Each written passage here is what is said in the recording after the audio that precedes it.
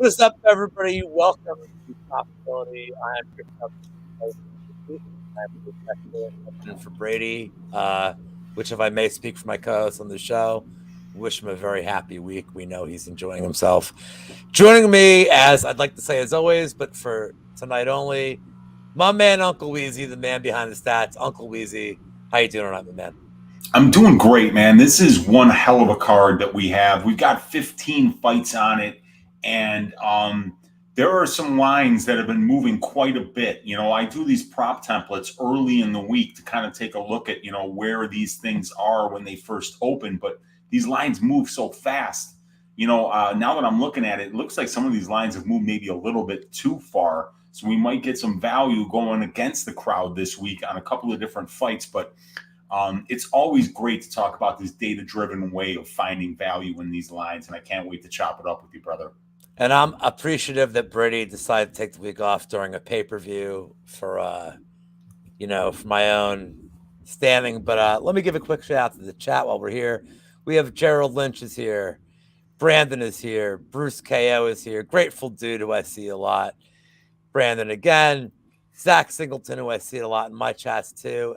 And Jeffrey Carngold. Guys, we have 13 live viewers. Thank you so much for joining us tonight. Probability. Banger card. Guys, if you could please, I have to do the house cleaning. Please hit like. Please subscribe to the MMA channel if you haven't already. And there is the GOAT himself, Tajik, who I know this guy. Tajik is the man. Guys, I'm ready. I think Weezy's ready. I hope Damn right I'm ready. Let's go. Let's hit some props, guys. Let's hit some props. Starting off, first fight of the night in the 135-pound division, we have Fernie Garcia making his debut in the UFC cage against Journey Newsom. Been a little rough sailing for him so far. Maybe a little bit of setup. Weezy, what does the prop template tell you? All right. So I think you've got the Oliveira Gaethje fight up there. So hit that tab and go over to the if you go to the right, yeah, there we go. And we get that Newsom Garcia fight up there. Now, I'm new here, guys. I'm sorry. Yeah, don't worry about it, brother. Actually, usually I'm the one that's doing this, but I like the fact that it's on your screen and we can see the whole thing.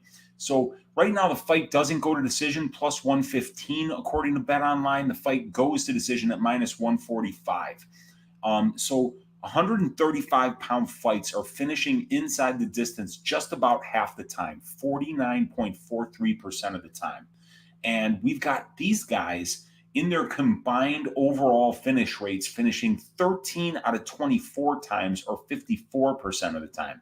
So they're finishing at just a little bit better rate. And we don't have much data on the UFC side. If we look over here at the UFC finish rates, it's 3 of 4 that have finished inside the distance. We don't have much of a sample size there. When we're just looking at these betting lines and determining whether there is some kind of value against the implied probability of the line as we compare it to those finish rates and the over and under 2.5, it looks like this line is priced up pretty good. There's just a little bit of value on the fight doesn't go to decision at 2.92%.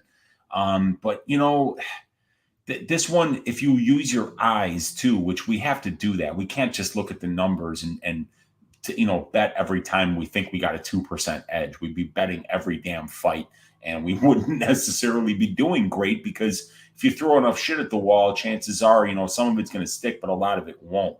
So in this particular fight, Fernie Garcia is definitely a decisionator here, as we see that it looks like 4 of his 11 fights have finished inside the distance. So 7 of 11 have went to decision. So, it looks like the fight goes to decision at minus 145 is probably it's a little bit overpriced according to my model here at about 13.4%. And just against the implied probability of the line, it's minus 8.61%. This is one that the template is telling me just stay away from in the time props. If you're on that Garcia side, maybe just bet Garcia by decision because he's only finished 4 fights and the guys that he's finishing are lower level. And Newsom, I think, could finish. He's finished 7 of his 10 wins inside the distance, and he's been finished in 2 of his 3 losses. So he's definitely the more killer-be-killed fighter here, but I think he's got more than one path. I think he could be the better striker here, win minutes on the feet. So I'm looking at maybe Fernie Garcia by decision in order to get a better price on him so you don't have to pay juice on his money line. But for the time props, Lou, dude, I'm just not seeing it today, man. I don't like the time props for this one. Yeah, this is it's the first fight of the night. It's tricky. Like, just to give my own 2 cents here, is Fernie looks like solid. He's very solid, but you're opening up a pay-per-view card in your debut. That's not quantifiable, but it's jitters. And then Journey Newsom, who's been given, I don't want to say he's been given a raw deal in the UFC, but my God, like, what a tough 3 fights to start off. He's being treated like a jobber being fed to your boy Cowboy Bob on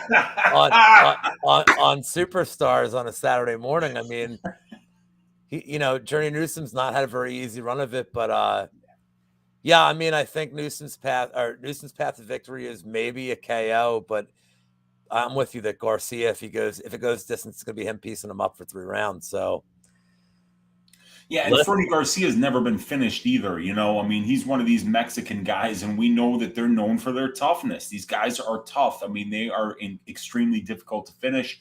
So yeah, I mean, it feels like a stay away for me. I don't really. I think Journey Newsom can win inside the distance. I think he can win by decision. But Fernie Garcia, I think his best path absolutely is by decision here.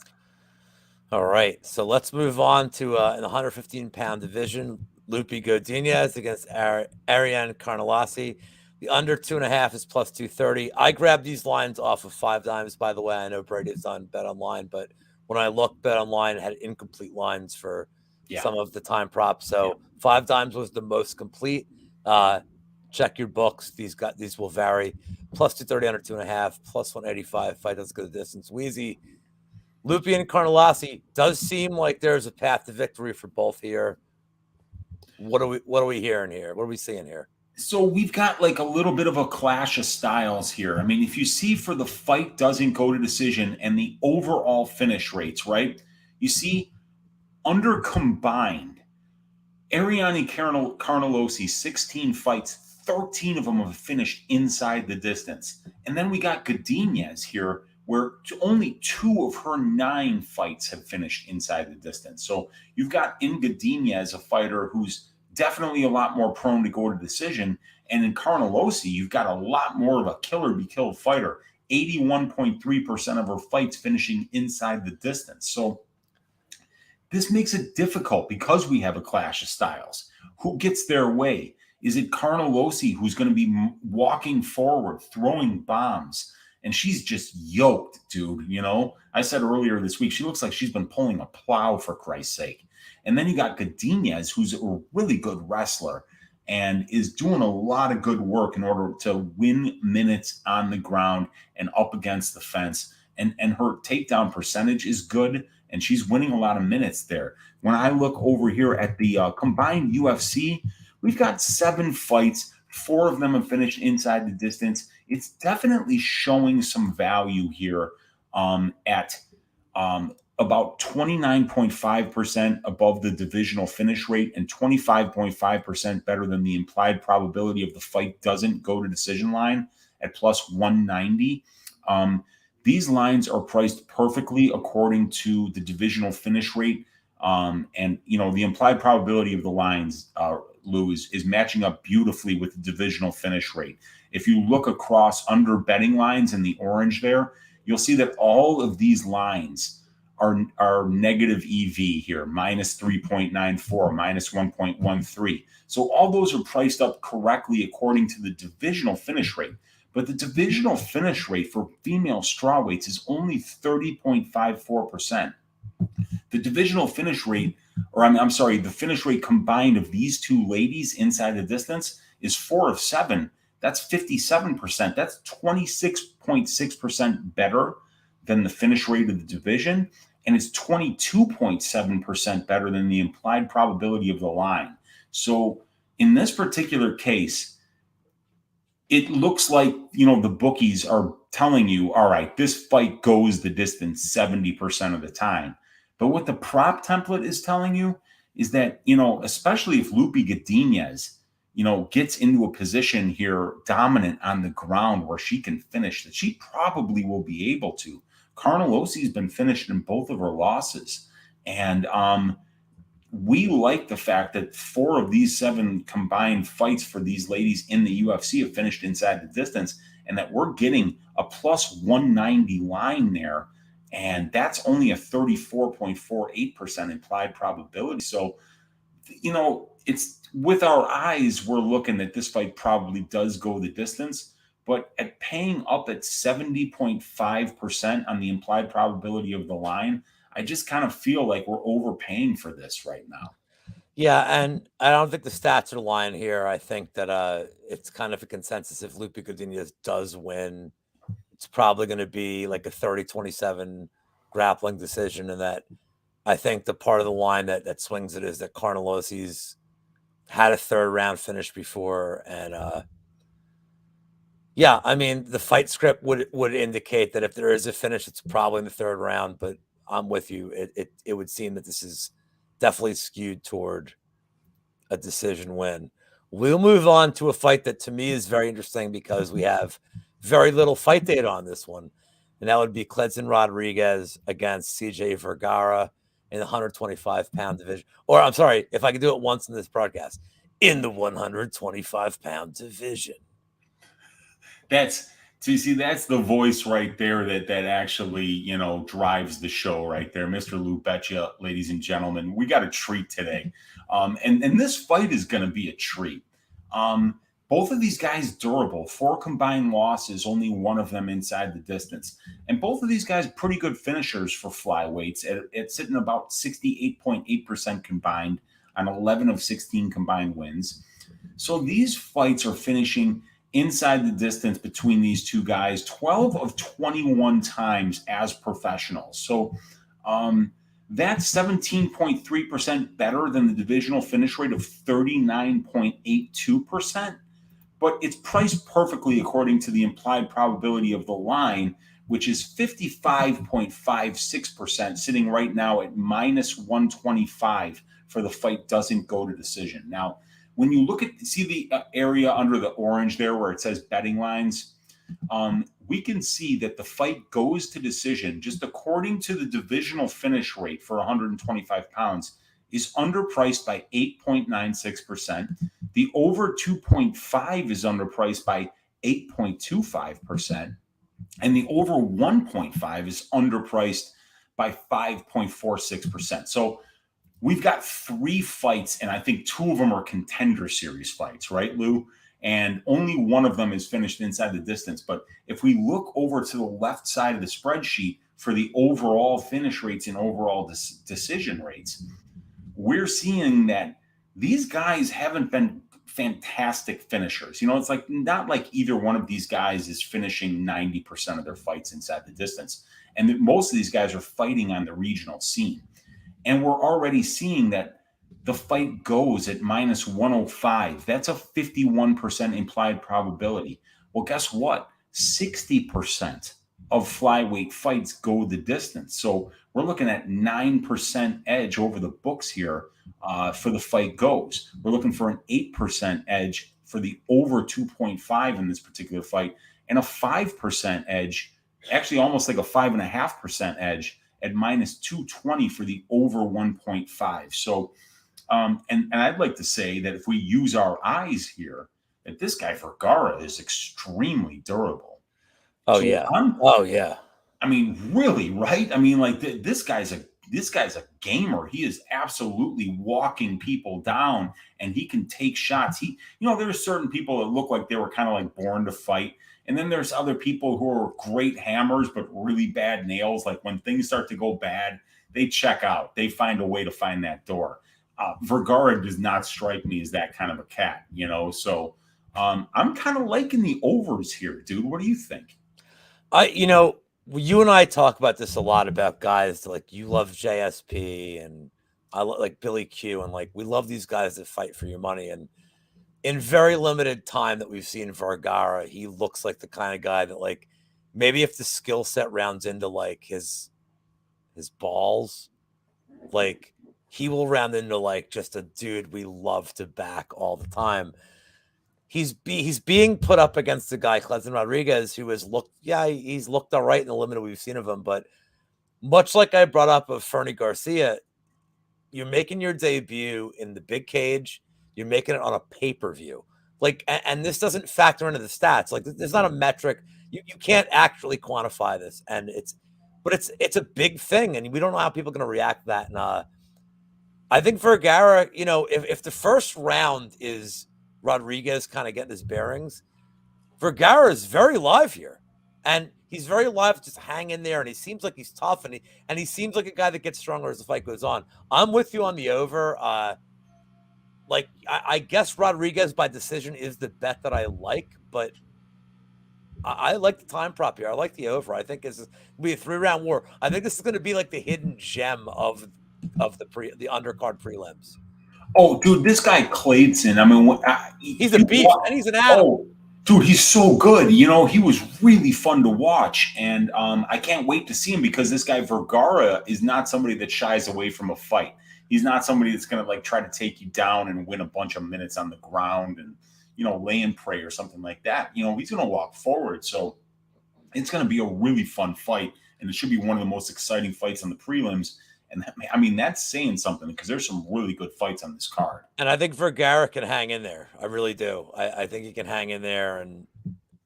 If you think he can hang in there, Lou, the books are telling you right now that a lot of people are betting violence, and the violence bets are getting overpriced. Fight doesn't go to decision is overpriced 15.7% just based on the divisional finish rates here.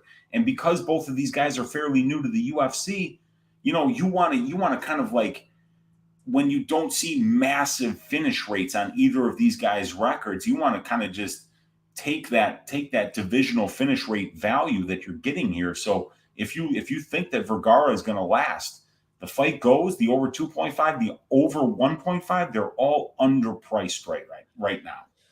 I'm with you, my man. Well, next up is a fight that I know that just knowing you have a very strong opinion about, my friend.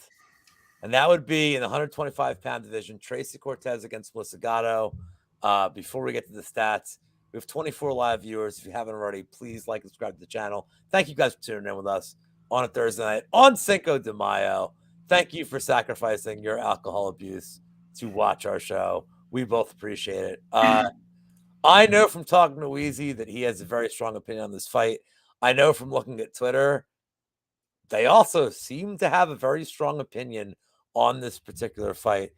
Weezy, I have a feeling that the time props here kind of cook into each woman's winning condition.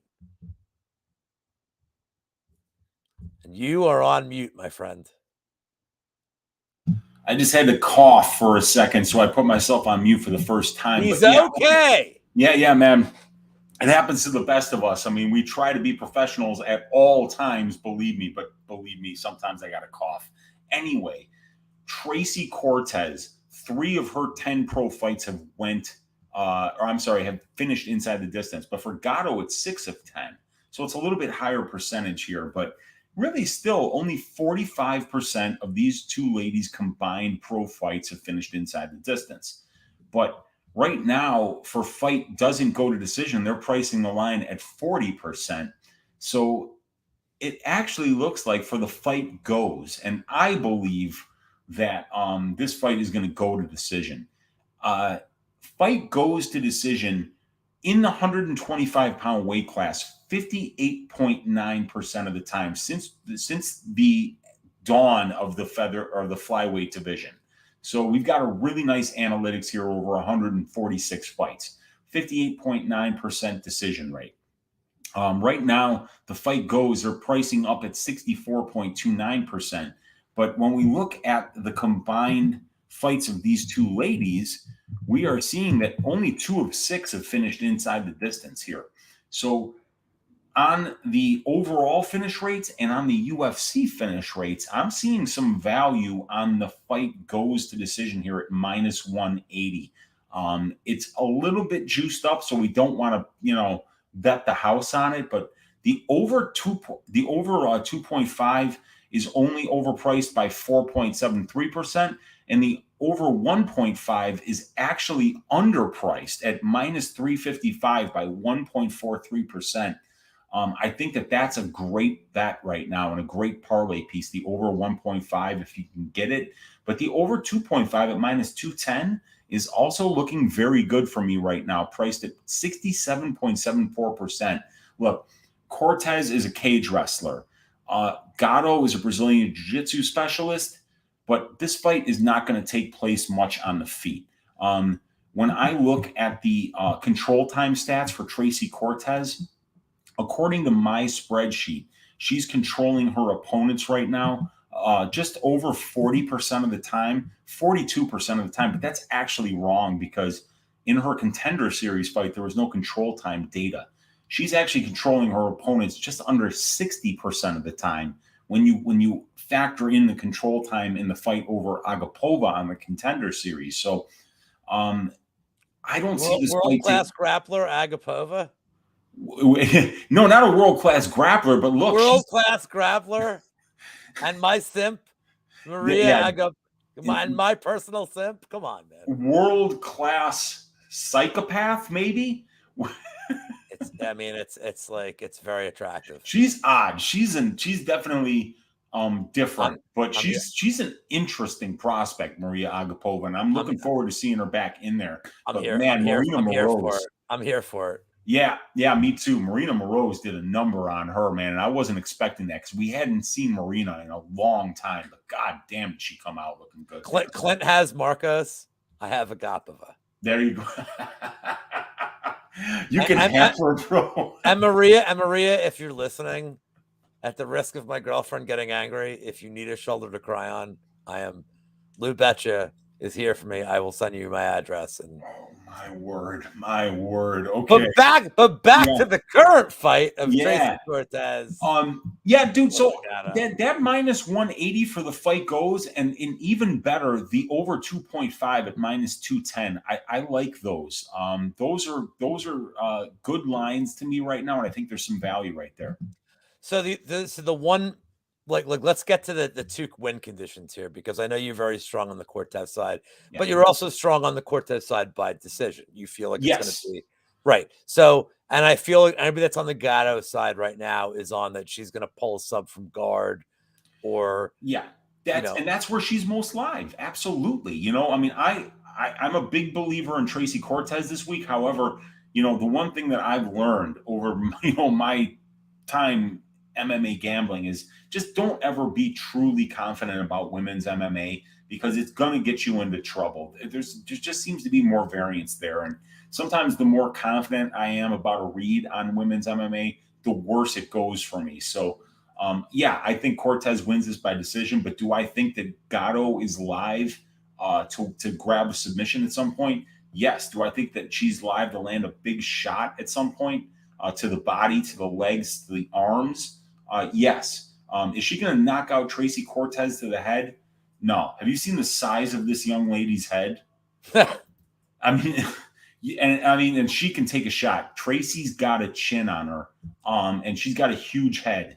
So she's not getting knocked out to the head. Maybe to the body, maybe to the legs, but I think that this is going to decision. I think that if you really are so steadfast against the Cortez side, this is one of those things when round 3, between round 2 and round 3, if you just feel like gambling, you want to take a poke on Gatto at that point. She's probably going to be plus 800, plus 1,000. If Cortez, if the fight script has gone the way that we believe it will, you might get her at crazy odds, and maybe you take a poke on her if you really believe that round 3 sub is live. But anyway, one of what I would like to call 3 very strangely fascinating fights on this card, in terms of why are they doing it? Oh, do I have this in the wrong order? Oh man. Or no, I'm just going. Oh no, I put it in this order. We can do Trinaldo Roberts next. It's just the order of the spreadsheet, Well, I'm going by the order of the spreadsheet. So, guys, we're going a little bit out of order for the fight night, but we're still covering all the fights. We're professionals here. We are covering every single fight on probability. We have a banger with a question mark with their finish history. We have Francisco Trinaldo, only 78 in Brazilian years, going up against Danny. Danny, one of two hot chocolate. Oh no, he's the only hot chocolate Roberts. I was confusing it with hot sauce. We have two hot sauces. We have 3 body snatchers, 2 hot sauces, only 1 hot chocolate. That is Danny Roberts. Weird fight in that Trinaldo is old. I won't say any more about that as I am in my 40s. So like we'll have no age hate here. And Roberts is kind of a weird fight history in that I'm not sure he beat Amiv, but the judges said he won. And I wonder, because I feel like Trinaldo will execute a very similar plan of running him against the cage, take him down once in a while, maybe not, putting a lot of damage in, but Danny Roberts, a lot of finishes in his life. Trinaldo, he's fought 7,000 times, so his stats are probably a really good benchmark for our company in that he has a ton of data. Weezy, what are you telling us the data says here? Okay, so this is one of those ones that we can look at the right side of the spreadsheet. We don't really want to look at the overall finish rates and the overall decision rates. We want to look at the UFC decision rates and finish rates here because we've got, between the two of these guys. What's that? Did I go too far? No. You're good. Yeah. You're in the right spot there. I'm not at home, so I don't have my usual setup. So I'm like not actually watching the broadcast. I'm actually looking at the same sheet you are. But where you're at right now is perfect. Awesome.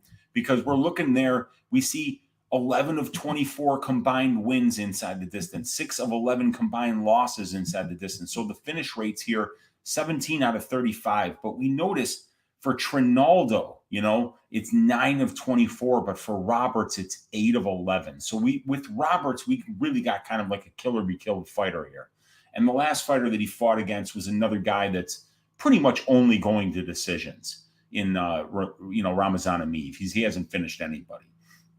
So for this one, I think that the fact that Danny Roberts is in this fight is making me lean a little bit towards violence. And we're getting violence at plus money right now.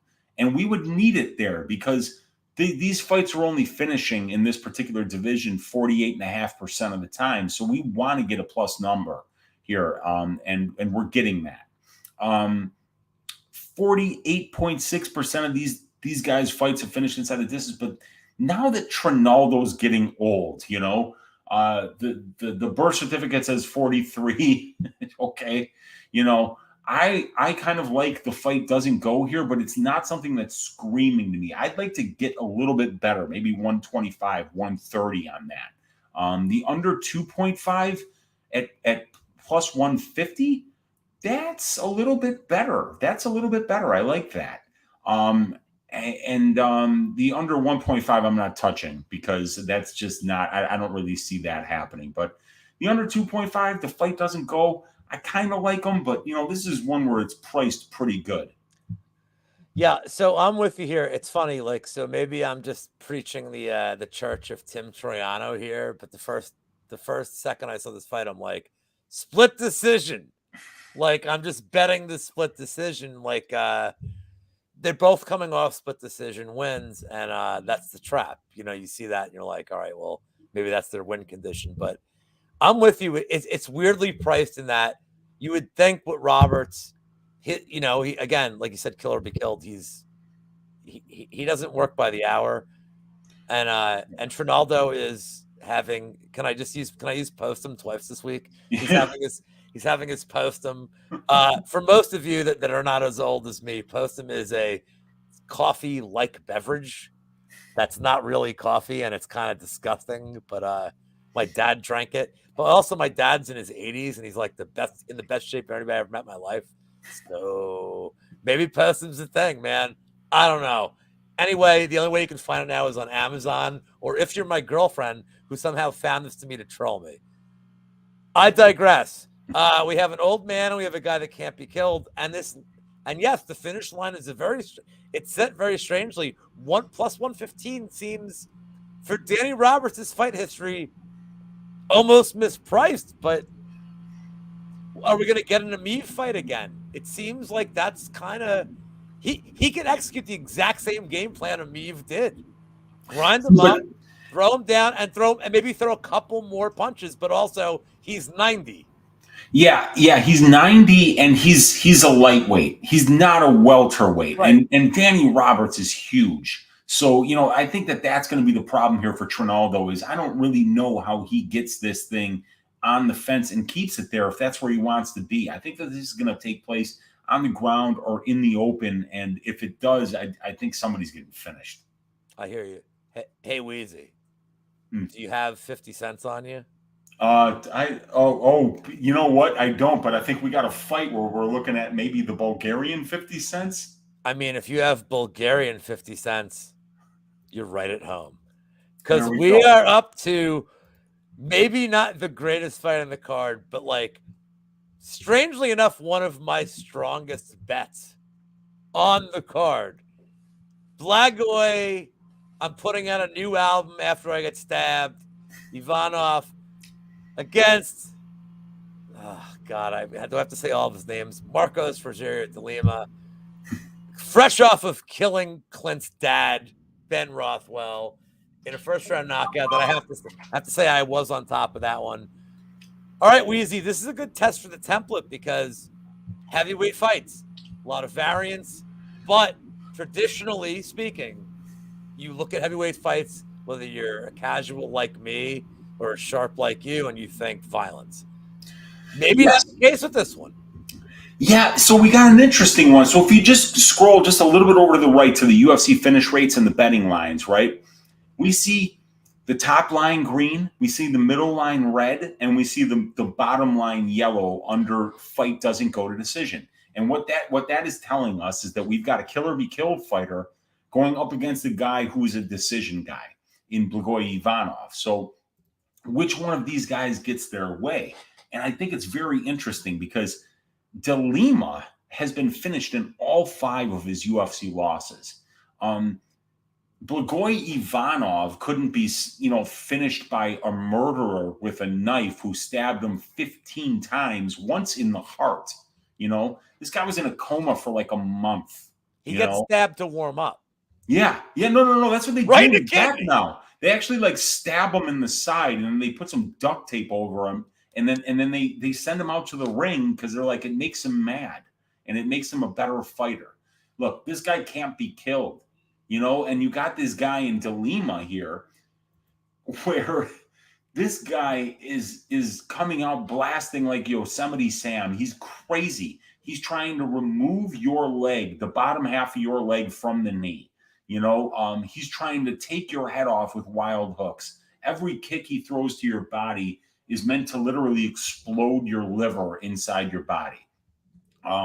So it's the killer against the guy that can't be killed, and we talked about Cowboy Bob Orton earlier. They're not going to let Marcos Rogério de Lima bring a cast in the cage with a foreign object inside of it, and then the ref is going to get knocked out and he's going to bust the foreign object outside of the cast. It's not the template. Stab him. The cast, they don't let you do that in the UFC. Did you factor the cast into the template equation? Well, I have. But it's a whole nother spreadsheet that we don't have in front of it because it's proprietary. Once the fake cast comes out, Weezy, I think, by the way, when the prop template is meaningless because now we got a foreign object in the cage, and that was never supposed to happen in the first place. Weezy, I know this is one of your best patrons from your channel, so I'm just leaving him up there a little longer. Yeah, that's right. That's my guy. I'm not going to say it right. I don't want to disgrace Chris Calensis. No, I'm saying it wrong. I'm Calansis. It's Calansis. It's a good Greek name. He's a good Greek guy. I'm Italian, so back off. Doing my best. That's why I deferred. Sorry, I just want to give him a shout out. I know he's. Oh yeah, man, my guy Asphalt for sure. Sorry, but for this one, man, it's weird because I do think that this fight is going to finish inside the distance because Rogério de Lima, if he doesn't get his guy out of there in 3 minutes, he's emptied the gas tank. This guy really doesn't have conditioning to go 3 rounds unless he can take his opponent down early in the round and lay on top of him for 4 straight minutes, and then do that in the second and the third round as well. You're not taking down Blagoy Ivanov. This guy's a Sambo world champion. And you're really, I mean, I think he can knock him out if he goes to the leg into the body. But to the head, that's not going to happen. So, but I do think that Blagoy Ivanov, who is 0 for 5 on having his fights finishing inside the UFC, Six. This is Six. Just in the UFC, yeah. Just in the UFC, yeah. I mean, he's got 6 decision fights that have went to decision. I think that are wins, but like he's also got a lot of finishes on the regional scene, and this is in some good promotions. So I do think that we're going to get a finish here at -155. That's a 60.78% implied probability. These fights are finishing 63.5% of the time. And with Rogério de Lima, you got that killer be killed archetype that should make you pretty confident that if Ivanov's fight was to finish for the first time in 6 times, this is the kind of fighter it would happen against. So this is just such an interesting fight for the fight template itself. So if I can reference one more professional wrestler, is that Greg the Hammer Valentine was the guy that, like, he wasn't warmed up until like 25 minutes into a match. And I feel like that's very apropos for this, because you have De Lima, who's like, oh, I fought 3 minutes. Like, I'm done. The hell with this. And then Ivanov's like, what do you mean? What do you mean? It's like, we're going to judges. Like, I'm ready. Yeah. like he's like, oh, I'm done with, like, Derek Lewis is tired of hitting me in the head. Like, now I'm ready to fight. And it's a really, this is one of the stranger contrasts I think you could ever get in the heavyweight division, in terms of guy with no finishes that can't be killed against guy who's like, I'm done. It's 3 minutes. I've had it. Yeah. Like, this is really, like, this is going to, like, I'm surprised you don't have just divide by 0 errors all over the place. No. Yeah. For this fight. Like, it's such a weird contrast. I'm actually curious who's like, this would be a hilarious fight for like a pay-per-view. Like, and there are a lot of hilarious matchups in this fight. This is kind of an unsung, like, yeah, let's put these two weird, like, let's put this contrast together. Some of these heavyweight fights turn out like this, and it's like, how did this fight get put together? But it's bizarre, but it's going to be a really exciting one. And I think that it's underpriced right now for fight doesn't go to decision. So let's go.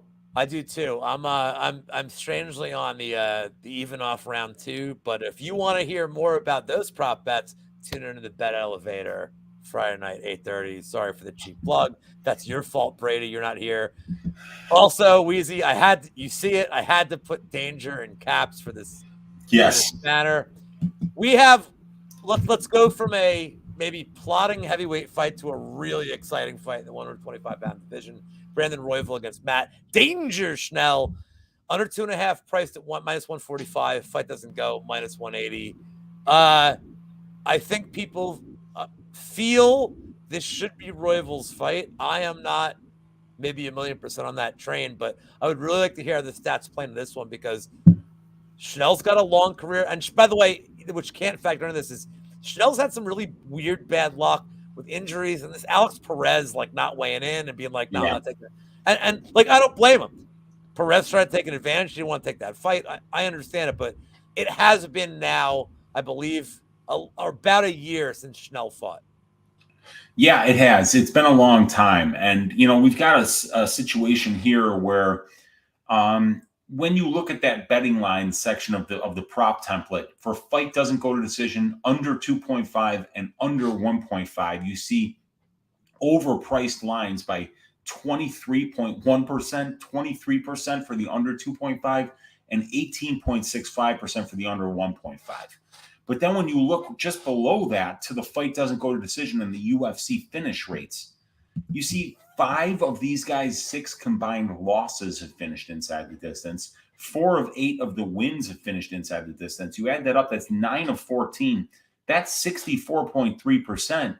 And the fight doesn't go to decision line is priced at 62.96% at -170. So even at this point, even though you're overpaying by 23.14% based on the divisional finish rate of 39.82%, there's still just a tiny bit of value if you if you look at it based on the UFC finish rates for and against for both fighters combined at 64.3%. So the prop template actually blesses a bet right up to minus 170 and says that you're not overpaying at minus 170. Once it goes past minus 170, you're starting to overpay. There's not value here either, but you're not like a sucker paying minus 170 for this line. Yeah, this is tricky for me because just not from a stat perspective, because I feel like a lot of people are just on Royval. They know he's like a hurricane early, and but Schnell is. I feel like he's just one of these guys that's overlooked, and he's what is jack of all trades, master of none type, where he's. And I feel like if he weathers the storm early, I think he can get Royval out of there. I think if Royval, goes completely reckless, Schnell is enough of a veteran to take him out of there. But this is why we have stats, and this is why we move on with the show. I will not. No, I have to. I can't resist. I got to steal Weezy's thunder. Norma Dumont against Justin Bieber. The 145-pound division. I am so sorry, Macy. But, I mean... Sorry. If they don't know I'm live. Macy, if you wouldn't have gotten... Weezy's flip phone is acting up. Macy, I'm sorry if you didn't get waxed by Pennington, like, horrifyingly in December. I wouldn't have said that. So we have Macy Chiasson and Norma Dumont up at 145 pounds. Obviously, these lines are juiced to the plus money. This is an interesting fight in terms of Macy has been involved in some finishes recently.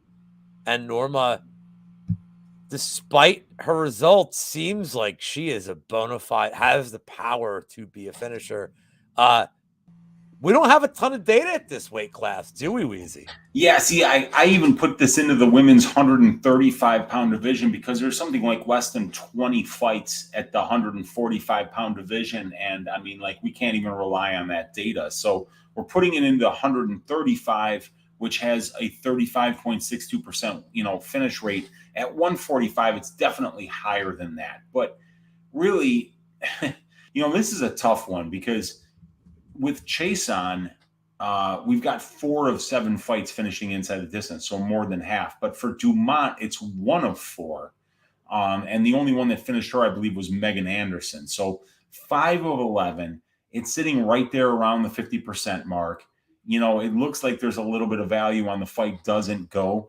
And then when we go down to the fight goes for the UFC, we're overpaying by 14.2% based on the fact that 6 of these 11 combined fights in the UFC have went to decision, and for the fight goes to decision, we're paying 68.75%.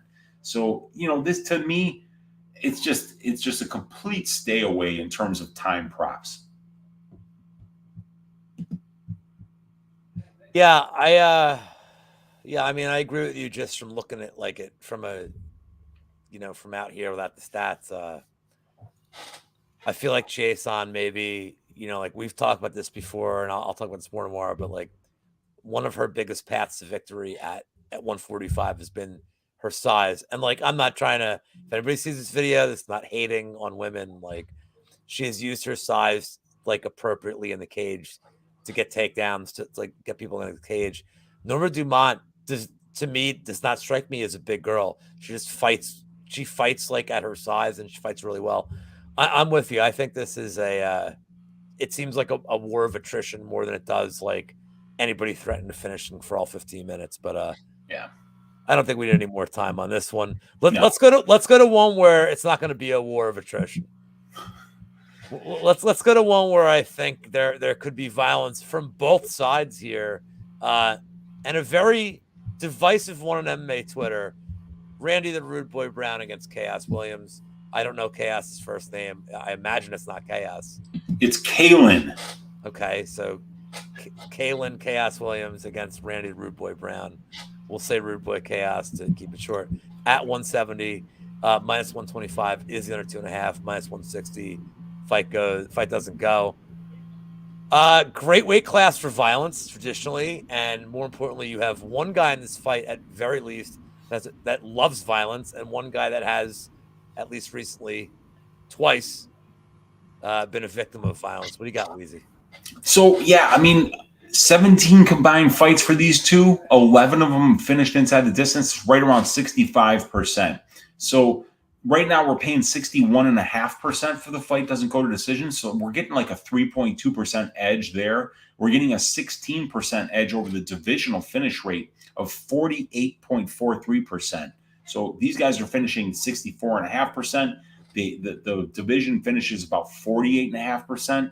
So that's telling us 16% more. We're overpaying on the line by about 13%. But what we're telling us is that, with 11 of 17 fights combined for these two finishing inside the distance, up at about minus 160, we're still getting a little bit of value for the fight doesn't go here. So if you're looking on that violence side, you're not really overpaying at this line. And Randy Brown's been finishing 3 of 4 losses in the UFC. But Kalen Williams has been finished never. So that's a problem. He's got 2 losses. He's never been finished. But Randy Brown, my God, he's got great submissions and he's got a ton of power. So maybe this is the first guy to finish him. But when you look at the people that Khaos Williams has fought thus far, you realize that this guy is going to be very hard to finish. These guys did not finish him. Alex Morono, Abdul Razak Al Hassan, Michelle Pereira, Matthew Semmelsberger, Miguel Baeza. All those guys have power, just like Randy Brown has power. But even Randy Brown's numbers on the aggregate for like knockdowns or for total significant strikes landed is not really in the same area of those guys. But he is a more dangerous submission threat. But in this case, I'm thinking that fight doesn't go has some value. But if this fight does go to decision, right now, Randy Brown by decision, I think is like plus 360 on FanDuel. I saw it as plus 320. I looked at the exact same number. Yeah. Oh, okay. So it was plus 360 earlier today, and I was looking at that. I think it was plus 380 last night. Wow. And I was like, man, that's crazy. I mean, Kalen Williams has never been finished. And the guys that he's been in there with, are finishers. These guys are absolute finishers. So I think that Randy Brown's best path is by decision here, and he's longer. He's smoother on the feet. He'll probably be the more accurate striker too, and he's got better defense. So I like Brown by decision, but in terms of the time props, I think it's either Kalen inside the distance or it's Randy by decision. So I don't necessarily feel like you have to go all in on the time props here because they're priced about right. I did see that Khaos Williams, I believe in the distance, was about plus 170, 180, depending on your book. I'm with you. I looked at this Randy Brown prop yesterday, and I guess it offended Weezy because he's leaving the room. I think this Randy Brown prop, personally, I think Randy Brown is a very well-rounded fighter, and I think at over plus 300 for what I believe is his winning condition, because I don't think he's getting Khaos Williams out of there. I think it's crazy for a guy with more UFC experience, with Khaos Williams' durability. I think at this weight class, it's really tough. It's because this is a weight class that has guys like it's funny when I see 170, I laugh when I look at this, like the prop temple, because you have guys like Luque and you just think like, oh my God, he's going to murder him.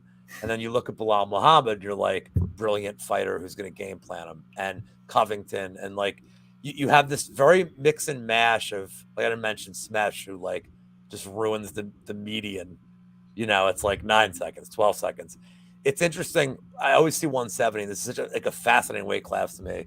But I'm with you. I feel like it's binary a little bit. It's one of two. I mean, now watch Randy Brown knock him out in the first, and then we're all. That would be wild. He'd be the first guy to finish Khaos Williams, and Khaos is a good minute winner too. That's the other thing I think people aren't realizing is that. He can win a decision too. He's done that a couple times already in the UFC, and he almost did it against Pereira. So I thought the Semmelsberger fight was really impressive because his traditional power shots were not working. Semmelsberger's tough, but I was really impressed in the Baeza fight because Baeza, that was the first real fire fight he was in. Pereira didn't throw back bombs like he did. like Baeza was just throwing back bombs and then went to the ground. That fight got very strange, and Williams showed composure and toughness. But anyway, guys, we got about 40 people watching us live. Thank you so much for tuning in on a Thursday night, especially on Cinco de Mayo with Uncle Weezy and your substitute teacher for the night, Lou Betcha. We really do appreciate you. Please hit the like button if you haven't. Please subscribe to the MMA Engine channel if you haven't. We'll have further updates in the next couple weeks about the site. But we've made it to the main card, and yeah. So I hate to say, as much as I love Weezy's stats, I feel like there's 2 fights on this main card that this might be stats be damned. And we're looking at one of them, and that is in the 155-pound division. That is the hometown boy for this fight, which I have to mention, Donald Cowboy Cerrone against Joe Lauzon, murderer of Weezy's boy JSP 2.5 years ago. The under 2.5 is minus 155. Fight doesn't go minus 225. Weezy, before we get into the stats, I'm going to let you know, the second I saw this, I thought these were grossly mispriced. Okay, yeah.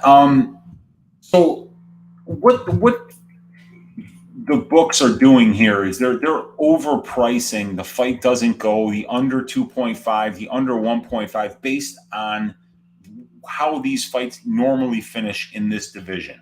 This is the 155-pound division. Fights are finishing around 50% of the time. So you would want to get minus 115-ish with the VIG for a fight doesn't go to decision. You don't want to pay minus 210. Did you say the VIG? Yeah, I did say VIG. Italian? Is Lou Salvati listening? Hey, dude, it's the VIG, man. It is what it is. Can you get a free pizza if we keep mentioning Lou Salvati?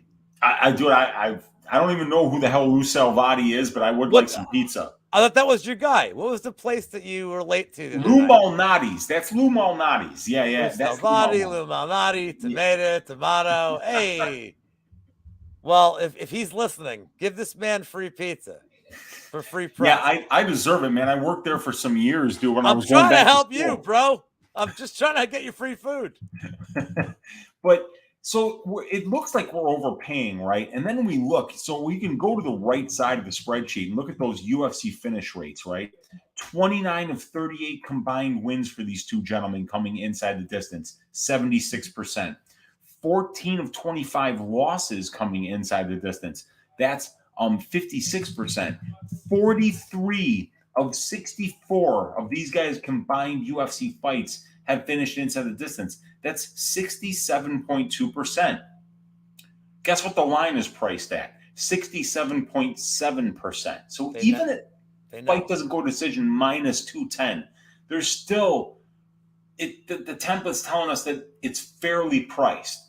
And then when we look at our eyes and we see that these guys are old, they've been around for a minute. They're not the most durable.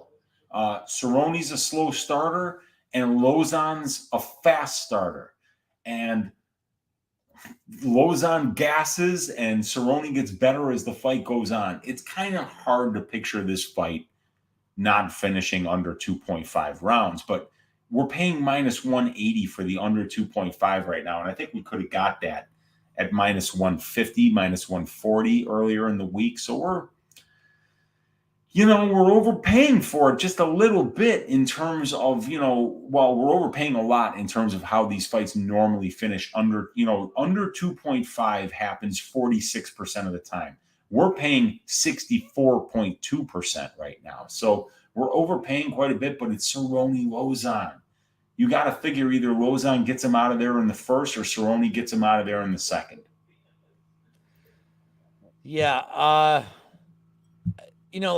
just want to make a gambling comment here. So, a couple of days this week, I was really kicking myself. I'm like, man, Collier had that one. I got screwed.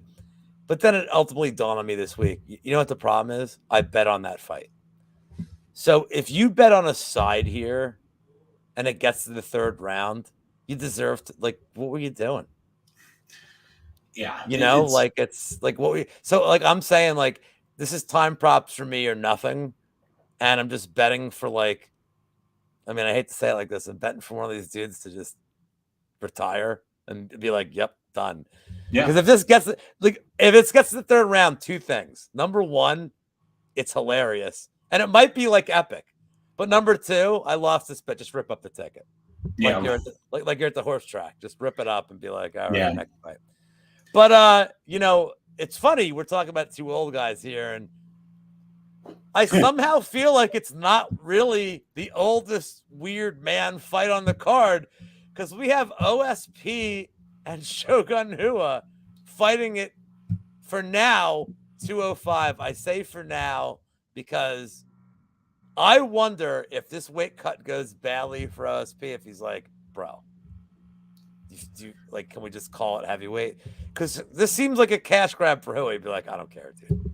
Let's just fine. It's kind of crazy. We're looking at this prop template, right? And if you look at Cerrone and Lauzon's combined fights, 43 of 64, 67.2%, and the line is priced at 67.7%. It's literally, less than 1% within the line there. Same thing for Shogun St. Preux here. 32 of 46 UFC fights finishing inside the distance. That's 69.6%. And the fight doesn't go to decision is priced at 68.75%.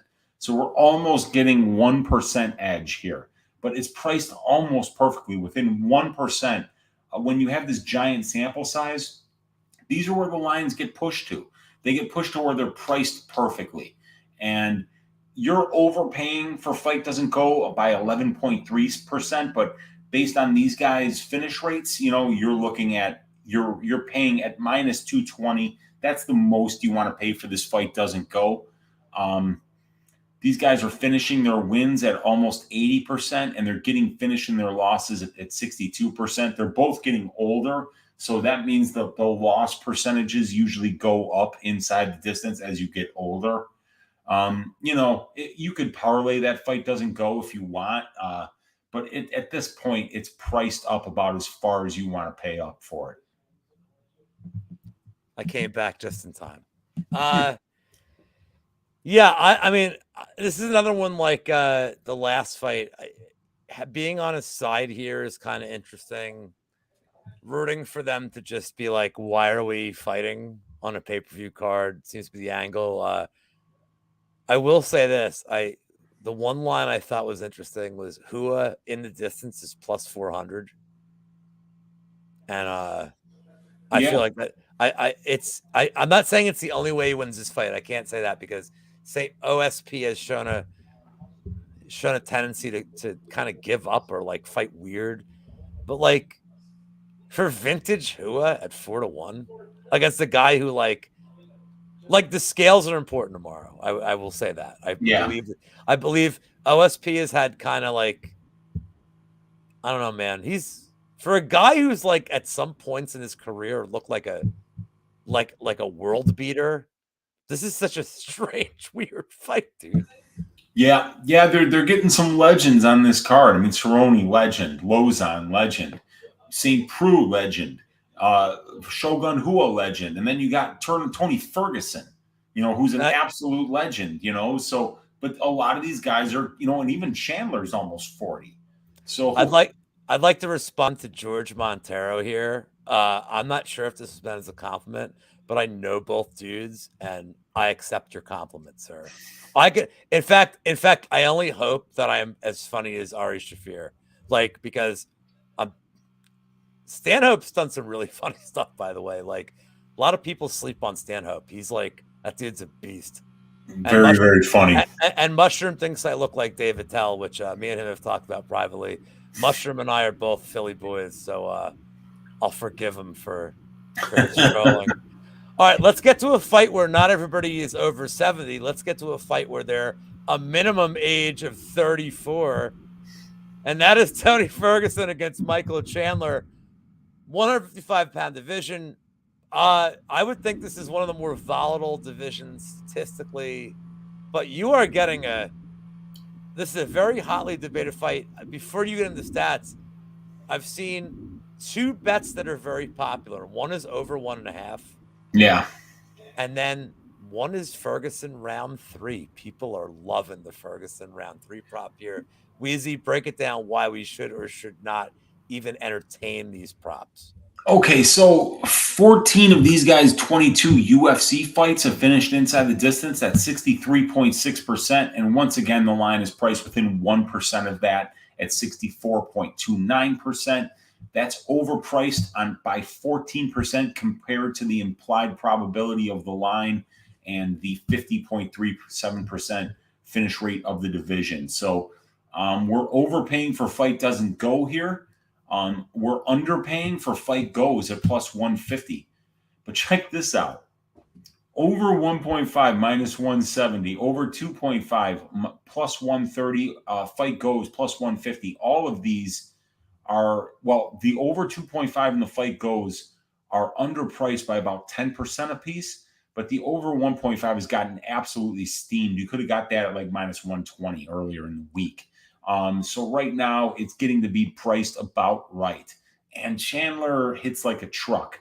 And Ferguson, legendary durability, but that comes to an end at some point.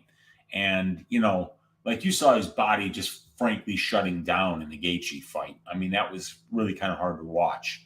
And then he's just gotten smoked for 6 straight rounds in his 2 fights after that. It was harder to watch it with no crowd. Like, yeah, I know. To hear the thuds. Yeah. Oh man, it was rough. And Tony's notoriously durable, so to watch that was rough. But here we are. It's getting late in the week. The over 1.5 has been steamed, but look, over 1.5 happens about 66.7% of the time. You're only paying 63% on the implied probability, so you're still actually underpaying by 3.75% based on that metric for that over 1.5 right now at minus 170. So this is a possibility. You could still play on Ferguson's durability and say that this goes over 1.5, but it's gotten to the point where you got to bet overs in a fight where you just got to wonder what this guy's got left in the tank, Ferguson. And just to answer Dizzy, it's literally like 90% of the screen is the spreadsheet. So I don't understand the question here. I'm not giving this one out for free, you guys. I worked on these analytics for like almost a year in terms of getting the divisional finish rates, but we're giving it out for free, but you can't download the spreadsheet, because it's got all the analytics embedded in it. And I just don't want to give that out to everybody for free, but it's up there on the screen so you can use it to make your betting decisions. In all fairness, most of the chat's like worried about what Jewish comedian I look like the most, and then what Jewish comedian I sound like the most. And unfortunately, guys, we don't have a prop template for what Jewish guy I sound like the most. So, but at the MMA Engine, we are constantly advancing our data analytics, and maybe one day with Weezy and Monk working 24/7, crunching numbers, chalkboards and stuff, we can all figure it out, guys. We can figure out what percentage I am Jewish and what percentage I am Italian. But I am 100% hilarious. And more importantly, I'm 100% moving on to the co-main event. That would be Rose Namajunas facing Carla Esparza. Another one that MMA Twitter, very, very divisive on right now. And by the way, sorry, Weezy. Yes. I would take this in a heartbeat. Being Dennis de France over here. Sorry, that was probably a horrible Chicago accent. I'll have to go to Chicago to do it better. Hill Street Blues. Rose Namajunas and Carla Esparza. There seems to be a couple of paths to victory for both. There seems to be Carla early, like wearing her down with takedowns. I think you're on that side. Rose with early striking is potentially Rose adjusting mid-fight, which she has shown great. Great weight class and very underrated for finishes. Weezy, tell the people all about it. Yeah, so we've got a 30.5% finish rate in 3-round, 115-pound fights. But guess what? In 5-round fights, these things are finishing 55 to 60% of the time, if my memory is serving me correctly. So when you see Fight Doesn't Go to Decision priced at 43.48%, it looks like you're overpaying by 13%, but in reality, you're probably underpaying by about 12%. And Rose has finished 5 of her 9 wins inside the distance. For Carla, it's only 2 of 9. That's 7 of 18. 4 of 7 combined losses inside the distance in the UFC. 11 of 25 fights have finished inside the distance for these two ladies. It's priced up perfectly according to the according to the 43.48% implied probability of the plus 130 fight doesn't go to decision line.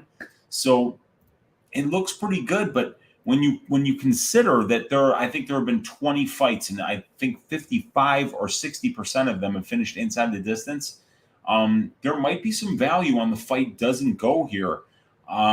But the over 2.5 right now is priced up at 75%. And I kind of like that as a parlay piece here because, Carla doesn't get finishes inside the distance very often. And it's not like she's going to ground and pound out Rose in the first couple of rounds. So over 2.5 is only overpriced 2.7% based on, over 2.5 for strawweight fights. That's not bad. In terms of if we go down a little bit lower and we look at the decision rates, it looks like, we're overpaying a little bit based on 14 of these 25 fights have went to decision in the UFC. And that's 56%. But versus the implied probability of the line, which is 61%, more kind of overpaying for that. So this, for me, looks like either fight doesn't go or nothing. And I'm not absolutely jazzed for this particular stylistic matchup that I'm going to lay money on the fight doesn't go. So it kind of might be a pass for me. But what I might be looking at is if I'm on the Rose side, I might take Rose by decision. Or if I'm on the Carla side, I might take Carla by decision. I think that this is one of those stats like belies the numbers in that. And don't give me this that Carla beat Rose. I am on the Esparza side betting wise, but I can't do this. Well, she beat her 8 years ago. Like it's very different. It does seem kind of binary, but Carla is live to get like a crucifix on the ground and just wail on her. She has submitted her. I know we're talking 8 years ago, and I'm not playing, but Carla's no joke, and Rose is maybe the best women's fighter I've ever seen in terms of adjustment mid-fight. I've never seen anybody just be able to I'm turning the script, like it's not working one round in. I'm really impressed with Rose. I'm really looking forward to that fight, but there is one fight that I'm looking forward to a lot more than that. And guys, thanks for hanging out with us. We're at the main event. Still got 30 plus of you live. I see you in chat. Thank you so much for hanging out. I'm grateful that Brady got married in a week for a pay-per-view, so I get some of the Brady rub, the Doug Stanhope smoky voice rub. And I got my man Weezy here.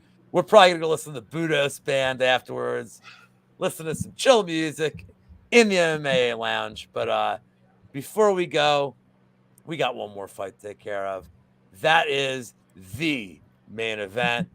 Charles Oliveira, Justin Gaethje, 155. There's no narrative I need to play here in terms of what they offer. You guys have seen them fight. If you're watching this show, you know what they both offer.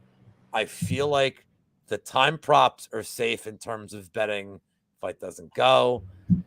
But Weezy, are we getting value on some of these unders or not? Oh, God. I mean, the fight doesn't go to decision. The best I just saw it at was minus 450. That's an 81% implied probability. Can I ask you a question? Can I ask you something? Yeah. This is minus 450. Weeks ago, we got Alex Pereira and Bruno Silva was almost minus 700 not to go. Yeah, and I gave out the bet that to bet the fight goes because it's just so stupid to price a 3-round fight at that. But at minus 450, you can still parlay this, okay? You see that number down there under UFC finish rates and combined, the top row, 25 of 29, that's Oliveira. 8 of 9 is Gaethje. 33 of 38 of these two guys combined UFC fights, that's a 38-fight sample size, have finished inside the distance. 86.8% The implied probability of the line at minus 450 is 81.82%. You're still getting an edge at minus 450. This is a 5-round fight, and I mean, Oliveira, he needs about 15 to 20 seconds to get you in a bad position to where he can finish you with a submission. And with Gaethje, he needs about 5 or 6 calf kicks before only one of your legs works. And then when only one leg works, you're going to get finished. So this is the safest fight doesn't go to decision bet on the slate. Unfortunately, the planet. Yeah, everybody knows. Everybody knows. So maybe we got to go under 2.5. Under 2.5, the best line I can see right now is minus 145, and of course that's 5 dimes. Minus 164 on FanDuel. That's not bad. Because either he lands a bunch of leg kicks in Gaethje or Oliveira is going to get to the back. And one of those two things is going to happen. It's going to happen inside the distance. I would just parlay up the fight doesn't go. It's the safest thing to do. 33 of 38 fights are finished inside the distance, and this is a 5-round fight. I don't think we've ever seen Oliveira go 5 rounds. And we've never seen Gaethje go 5 rounds in the UFC. Very simple. I enjoy that somebody thinks you're channeling Lemmy. I don't know why they think that, but dude, I've met Lemmy, and my girlfriend's dad roomed with Lemmy in the late '60s when he was in Hawkwind in London. So, I've met Lemmy. My girlfriend has met Lemmy. She met Lemmy when she was a kid, and she actually puked on his shoes. Because she got all fucked up at a concert with her dad. Anyway, Lemmy is like a hero of mine, one of the great singers of all time, one of the great bass players. He's blown out hundreds of human beings' eardrums at his concerts.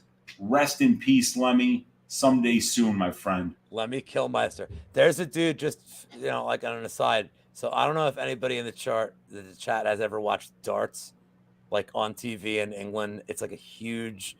there's people watching, and they have this announcer that anytime the guy, they announce the scores, he goes 120. His name is Russ Bray. He's named The Voice. But if you listen to him, he sounds like Lemmy. And then anytime somebody hits 3 triple 20s, 180. Yes. We'll move ahead, and we're gonna kick your ass. He does kind of sound like him. Hey, if I'm getting told I got the smoker voice, I gotta lean right at him. See, I think I got to fit George Montero. I got a new fan tonight. Let me ask you a question. I mean, I've watched your Tuesday show. If you guys have never watched, the Balls Deep Breakdown, go watch it after this, of course. We're wrapping up. What side are you on for the people, and why? What side am I on for what? For Gaethje Oliveira. What side of this fight are you on? Yeah, dude, this is really hard. I mean, I'm on the side of violence, but I mean, if I had to pick, I'm going to go with Oliveira because it really looks like there's a deficiency in Gaethje's ground game, and that is something you simply can't have against Charlie Oliveira because Oliveira is a guy who gets a lot of submission attempts without having to get a ton of takedowns. He doesn't need to take you down. Dude, he can get you up against the fence, get your arms around your back, and just fall to his back with his arms around you. Then you're in his world. Then he can roll for a leg lock, get on top, and then you're fucked. So I do like Oliveira here. His striking is underrated, but Gaethje's ground game is not in the same stratosphere as Oliveira's. Yeah, I'm. Do you want my pick for this, or should I make the people wait for tomorrow? Dude, I mean, if you want to build up suspense, that's all right, Nah, I'm not like that. I'm going and new. Okay. I like it, dude. I mean, I would have no problem with Justin Gaethje being champion. I'm going to be honest here. Just a little preview for if you guys never seen my show that I do with Monk on Fridays. I don't give picks as much. I mean, I pick fights, but I like the crazy stuff. I'm just saying this right now. I talk to my buddy Tommy about this. He's betting Oliveira, and I imagine the bulk of people are betting Oliveira. And I don't I get it. Here's my question: how tight is your butthole The second that fight starts, how tight's your butthole? Like, oh my God, he might die on one shot.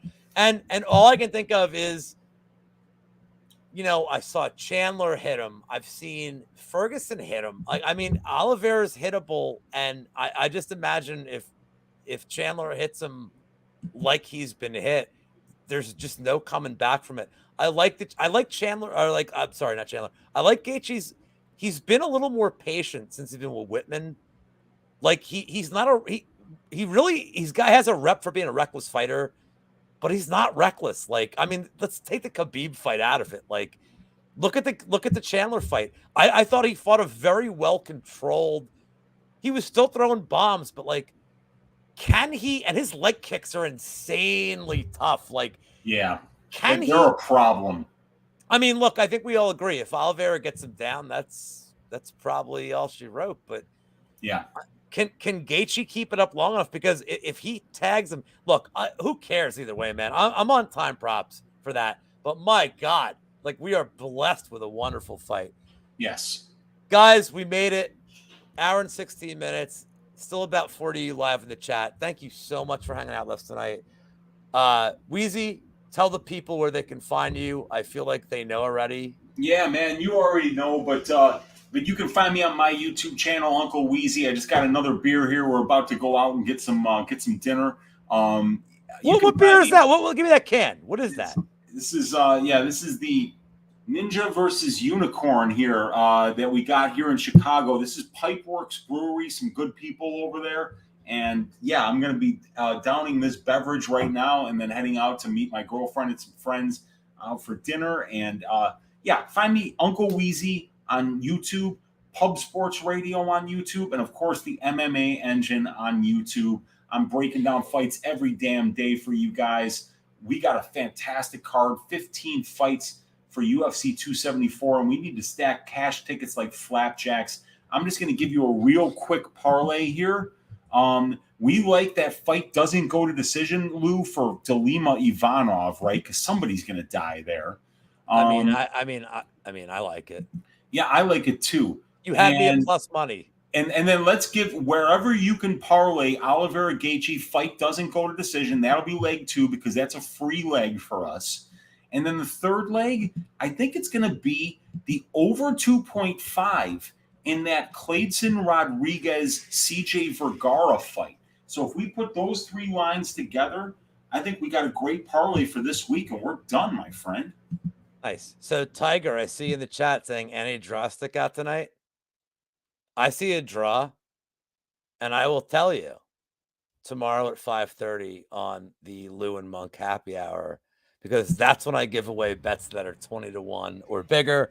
That's where I give away my yam bag shot. That's where I give away the really, really, really fun stuff.